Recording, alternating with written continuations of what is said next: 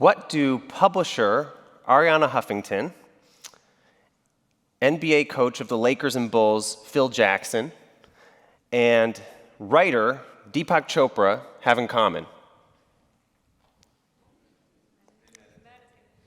They all dislike my research on meditation.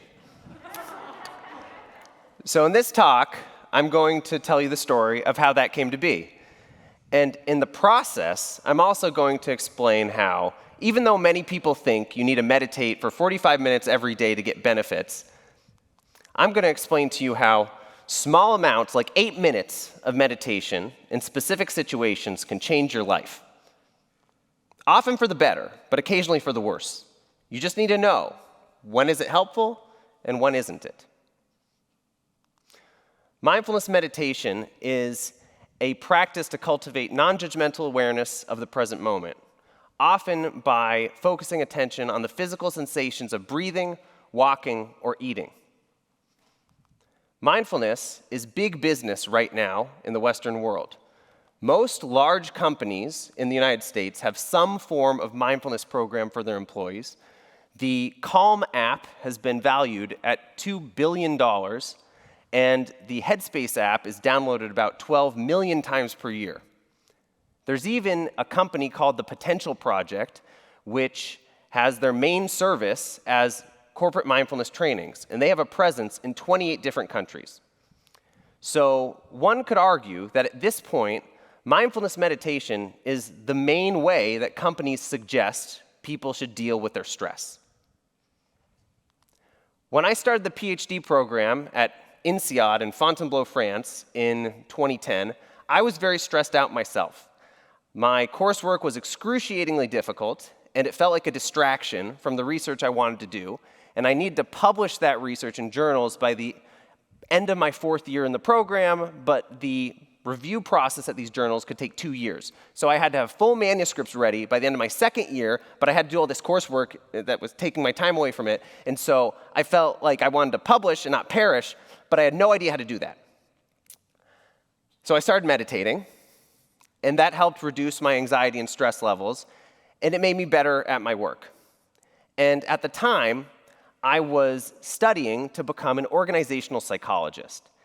And I noticed no one had really done any studies on how mindfulness meditation influences outcomes that matter for people in the workplace. So I decided I'm going to run those studies. And so I borrowed a methodology from a clinical psychologist named Joanna Arch at the University of Colorado. And this methodology is that we have half of the people listen to a focused breathing guided meditation. And this tells them to focus on the physical sensations of breathing. And the reason we do that, it's 8 or 15 minutes long, made by a professional mindfulness coach. They do this because that puts them in the present moment, into this present moment state of mindfulness. And in the control condition, the other people, the other half of the participants, do something different. For example, they might listen to a recording that asks them to mind wander and let their mind wander to whatever they would normally let it wander to. And the reason why this is a good control condition is people are probably thinking about the past or the future. So it's a good contrast compared to the present moment focus of mindfulness. So I started out wanting to do studies on how mindfulness meditation could influence decision making. And this was because we already had other research that found that meditation was linked to slower thinking, and slower decisions tended to be a little more accurate than faster decisions with this system 2 versus system 1 dichotomy that people talk about. And so I thought, mindfulness meditation is just going to improve people's decisions across the board. It's going to reduce all these bad biases, and it's going to improve all these good things. And that was wrong. That didn't turn out to be true. However, we did find one result. We did find one effect, which was that mindfulness meditation improved people's decision-making in one way by reducing what's called the sunk cost bias. And the sunk cost bias is when you keep investing in something because you've already invested money, effort, or time into that thing, not because it's necessarily worth continuing. So people have called this throwing good money after bad. And when we got this result, we were like, well, why is that the one that worked? And so we took a step back and we were like, why would that be? And what we came up with was that mindfulness meditation puts your focus on the present moment, and it reduces how much you think about the past and the future. And when you're in a sunk cost situation, thinking about the past can be problematic because that's where your bad investments were. And you're also worried about how they're going to play out in the future. So we figured if you focus less on the past and future, then maybe you'll make better decisions by ignoring those past costs and just cutting your losses when that's appropriate. So that would help reduce the sunk cost bias. And that was exactly what we found in a follow-up study. So we published our research in an academic journal article in February of 2014. This was great timing because this was the high watermark of popular enthusiasm around mindfulness in the United States. That same month, the cover story of Time magazine was called The Mindful Revolution, about all of these benefits people expected to have from having a sustained mindfulness practice, like by meditating every day for 45 minutes, all these benefits that people would have for that. And because our timing was so good, we got a lot of press ourselves about our scientific article, including 5 separate articles in the Huffington Post alone about our one scientific article. So that was my first project on how mindfulness influenced decision-making. My second project was on how mindfulness influenced task motivation and performance. So we started these studies in a similar way, where half of the participants in the meditation condition, they listened to a guided meditation recording, and the other participants in the control condition, they listened to the mind-wandering control, or they just do something else, like read the news. And then we gave the participants a task to do. And these tasks were mostly tedious, unpleasant, kind of meaningless tasks. For example, we asked them to copy the text from the iTunes terms and conditions for 2 minutes. That was like the most boring task I could possibly come up with. So we asked them to do that, or we asked them to do these anagram word puzzles where you rearrange the letters in a word or phrase to make a new word or phrase. And so we had them meditate, then we asked them, how motivated are you to do this task? And they told us how motivated they were. And then they actually did the task, and we measured how well they performed. And if you read any of the multitude of positive articles about mindfulness at the time, you probably would expect that mindfulness meditation would increase people's motivation and it would improve their performance. However, we got neither of those effects. So across 6 studies, we found that mindfulness meditation actually reduced people's motivation to do these meaningless, stupid tasks, and it had no effect at all across 15 studies on their performance on these tasks. Which is also strange, because normally motivation and performance are very tightly linked. So we had to step back from that and say, well, why is that happening? And what we came up with in our follow-up studies was that, yes, there's this negative pathway I mentioned, where mindfulness makes people feel calm, and so they don't feel like doing these tasks. They're less motivated to do them, and that has this partial negative effect, pulling down their task performance. However, this is also being offset by another positive pathway, where mindfulness helps people focus on the task at hand better without getting distracted. And that has a partial positive effect of pulling up their performance. So the negative effect of less motivation pulling down the performance, and the positive effect of more task focus pulling up performance, these basically canceled each other out. So that's why there's no effect overall of the mindfulness meditation on the task performance. So we published our research in a top journal in my field, which is called Organizational Behavior and Human Decision Processes. I'd like to get a quick show of hands. How many of you ever cracked open a fresh issue of Organizational Behavior and Human Decision Processes? Yeah? Not so many? Okay, thank you for your honesty. I appreciate it. Okay, so since we knew, as reflected here, that not too many people read scientific journal articles, and because my co-author, fortunately, is a superstar, Kathleen Voss, she got us an article, an op-ed article in the New York Times. And I thought this was just an amazing opportunity to share our research with the world, which it was. This was a great opportunity. But I was also surprised by a couple things that I learned in the process. So the first thing I was surprised by was that when you publish in a newspaper, you don't necessarily, even as the author of that article, get to choose the headline title of the article that you wrote. So what I wanted the title to be was The Demotivating Power of Now, as a play on words on the Eckhart Tolle book's title, The Power of Now. However, the title that the New York Times editor chose was, Hey Boss, you don't want your employees to meditate.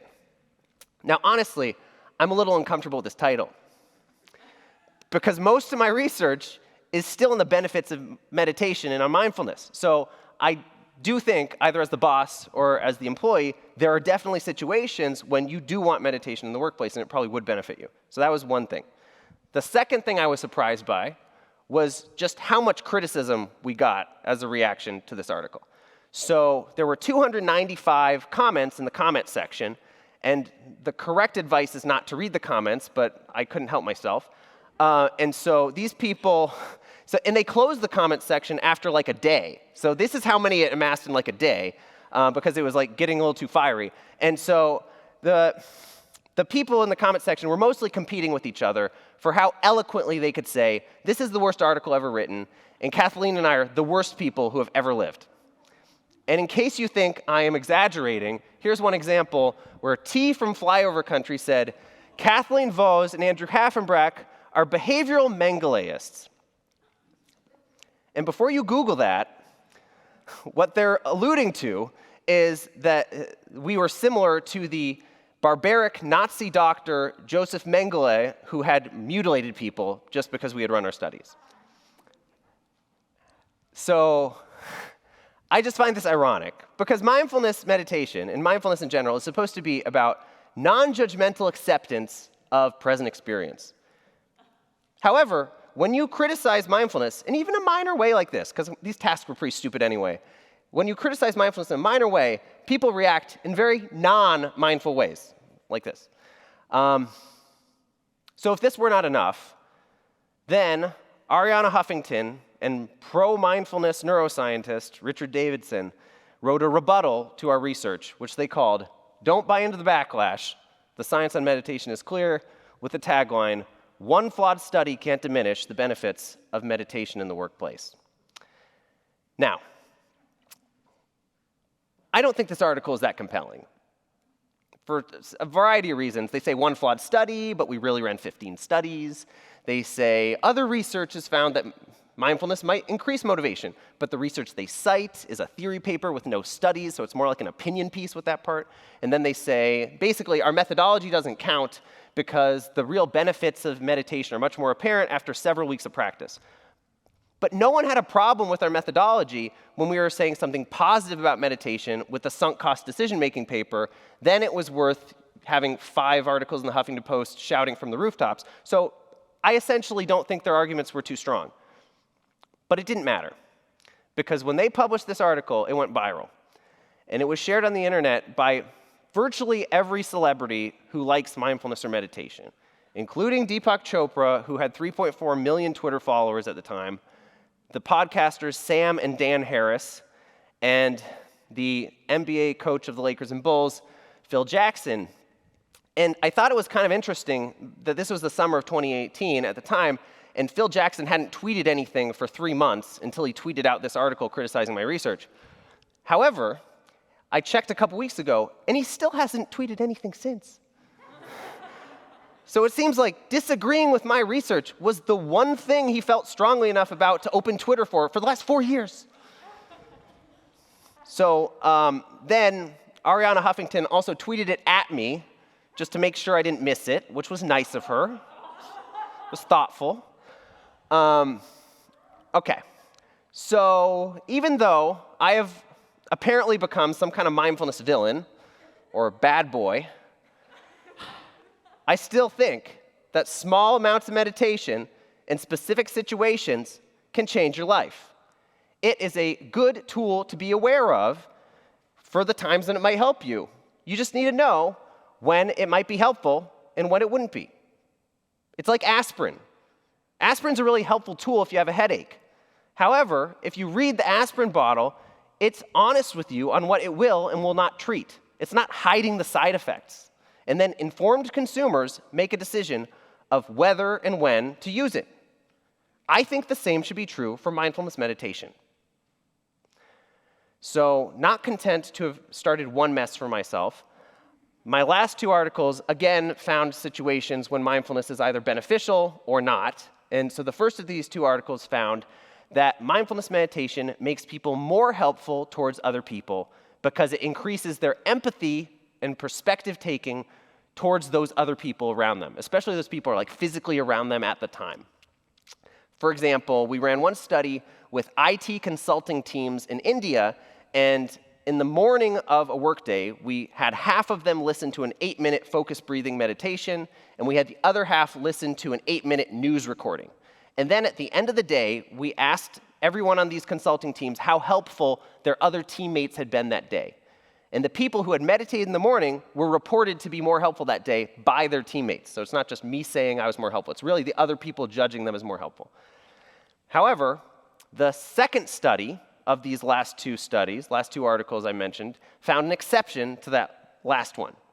So my most recent article found that if the reason why you would be helpful is you harmed someone or you wronged them and you feel guilty, then mindfulness actually reduces that form of helping behavior. It reduces reparative helping behavior. And the reason for that is that mindfulness meditation reduces guilt, just like it reduces every other negative emotion. So my main point is that small amounts of meditation in specific situations can change your life. You just need to know, what is this state of mindfulness that meditation puts you into? So, to summarize, and lo and behold, this state of mindfulness is present-focused, and it's not focused on the past or the future. It is calm, so it's low energy, slower pulse, slower heart rate. It is not negative, so it can sometimes be neutral in tones, it can be a little positive, but it's definitely not negative. And it withdraws our attention into ourselves. It takes our attention away from other people, especially other people who are not around us at the moment. So you could ask yourself, what kind of tasks do I need to do? And based on the tasks, based on the demands of that task, is mindfulness going to help me or not? So situations where mindfulness might be likely to help you would be if you need to focus on the present moment without getting distracted, if that's part of the demands of the task you need to do, or if the task you're doing requires calmness or positive emotions or requires awareness and focus on the self. These are all situations where mindfulness is likely to help you do that task. However, if you're doing a task that requires you to focus a lot on the past and future, or it requires high energy, it requires negative emotions like competitiveness, or it requires thinking a lot about other people, then mindfulness probably isn't going to help you. You should probably steer clear of it in those situations. So if you want to take a picture of one of my slides, this would probably be the one to take a picture of, because this is the main point of the talk. I'll give you another couple of seconds on this one. So in general, when we feel negative emotions, we can ask ourselves, what's the information that these negative emotions are trying to tell me? So in situations where your negative emotions are directing you to problems that would be best for you to face head on, in those situations, it's probably better to take action instead of withdrawing into this meditative mindset. However, if you're ruminating a lot and you're just replaying negative things in your mind without making much progress, or you're feeling too strong of negative emotions for the task at hand, or the wrong kinds of negative emotions that don't help you with the task at hand, then mindfulness is a very helpful tool to reduce those negative emotions and help you be and perform better. It's also a powerful tool to help us turn our minds off at the end of the day to fall asleep. So, if you have not already, I encourage you to go out and try it. Here is a link you could find the recordings we use in our studies at, if you want to listen to the recordings we use in our studies. You could also sign up for the Calm or Headspace apps, or use the free Insight Timer app. There are also many free guided meditation recordings throughout the internet, including at freemindfulness.org.